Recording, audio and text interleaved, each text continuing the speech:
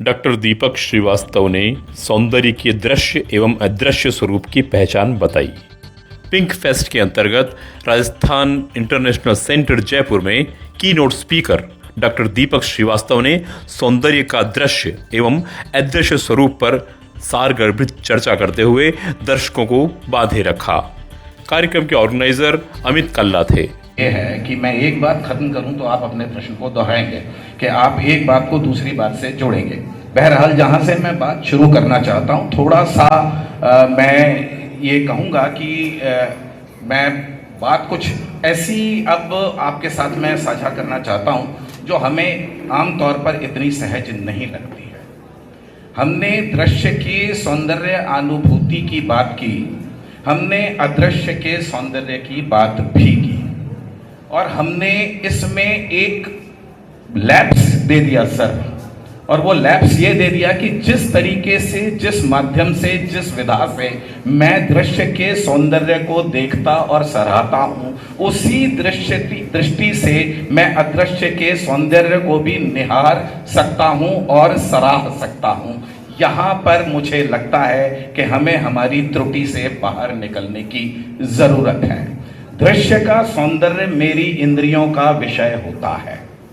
आपने प्रकृति के सतत मूवमेंट की बात की थी और आपने ये प्रश्न भी उठाया था कि आखिरकार कलाकार कला में प्रवृत्त होने के लिए अनुप्रेरित किस प्रकार होता है।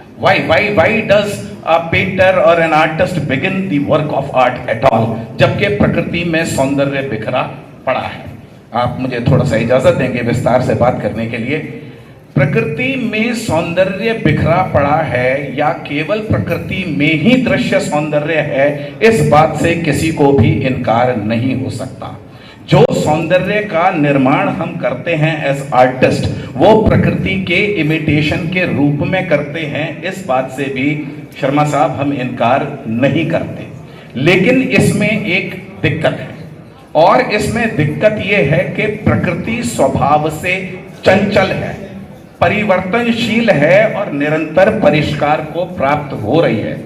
अब हुजूरे मन, मैं क्षमा याचना के साथ में यह बात कहता हूं कि थोड़ा सा खुले मन से इस चीज को स्वीकार करें कि जो परिवर्तनशील है, मैं प्रकृति में कोई कमी नहीं निकाल रहा हूं, लेकिन मैं आपको एक दार्शनिक और फिजिक्स का, ये एआई की बात हो रही थी कि जो परिवर्तनशील है वो पूर्ण नहीं है।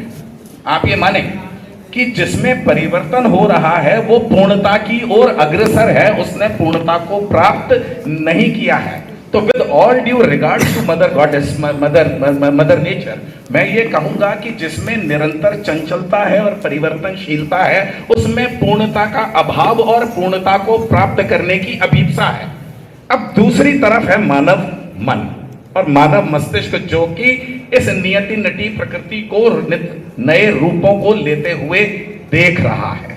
वो किस तरीके से इस प्रकृति के सौंदर्य का बखान करे या उसको किस तरीके से वो एप्रिशिएट करे।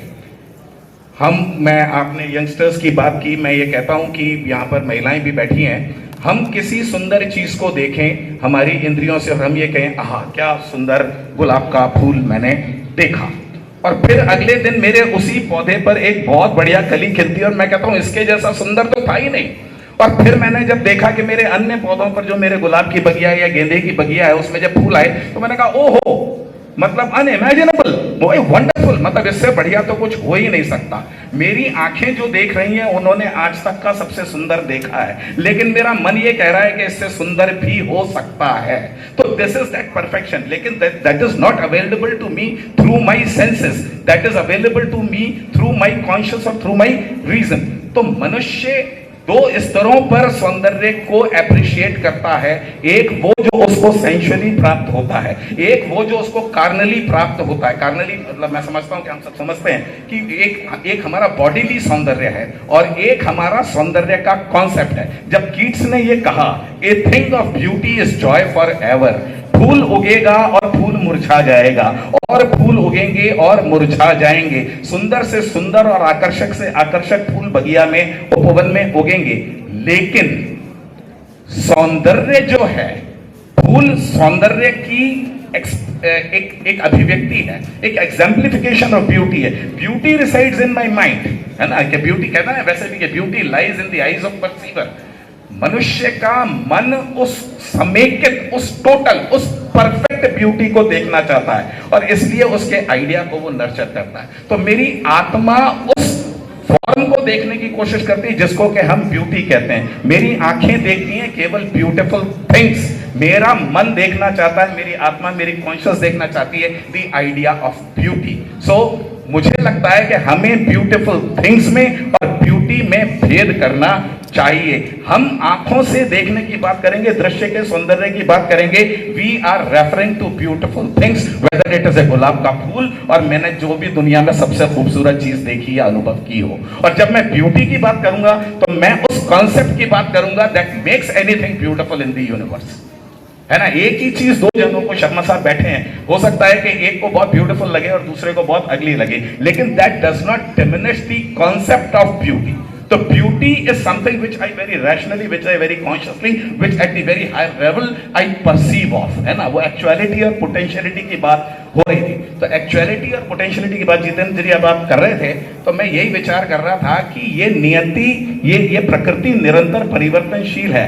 ये रोज रोज अपने पोटेंशियल को रियलाइज कर रही है, लेकिन जब ये फाइनली अपने पोटेंशियल को रियलाइज करके जिस एक्चुअलिटी तक ये पहुंचना चाहती है, जिस परफेक्शन तक ये पहुंचना चाहती है ना, वो कभी आएगा नहीं, वो क्षण वो आएगा नहीं, लेकिन वो हमको इंस्पायर करेगा। तो beauty is something that inspires us every day to refine our thoughts, our ideas, our perception.